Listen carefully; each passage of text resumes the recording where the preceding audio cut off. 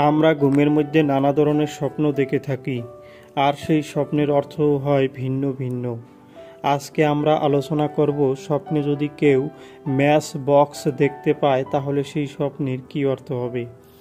আগেই বলে রাখি, স্বপ্নের অর্থ বয়স ও নারী পুরুষ ভেদে ভিন্ন ভিন্ন হতে পারে। কেউ যদি স্বপ্নে দেখেন ম্যাচের কাঠি দিয়ে সে কোনো সিগারেট অথবা বিড়ি জ্বালাচ্ছেন, তাহলে ওই ব্যক্তি কোনো খারাপ মানুষের পালায় পড়বে এমনটা বোঝায়।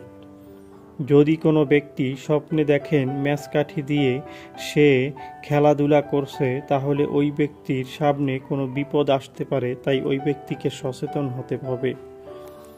যদি কোনো ব্যক্তি স্বপ্নে দেখেন ম্যাচ কাঠি দিয়ে কোনো কাষ্ঠ বা কাঠ জ্বালাচ্ছেন, তাহলে ওই ব্যক্তির কোনো ভালো খবর আসতে পারে এমনটা বোঝায়। যদি কোনো ব্যক্তি স্বপ্নে দেখেন ম্যাচকাঠি দিয়ে খড়ের গাদায় আগুন দিচ্ছেন, তাহলে ওই ব্যক্তি কারো ক্ষতি করবে এমনটা বোঝায়, অথবা ওই ব্যক্তির কোনো ক্ষতি অন্য কেউ করতে পারে এমনটা বোঝায়, তাই ওই ব্যক্তিকে সচেতন হতে হবে।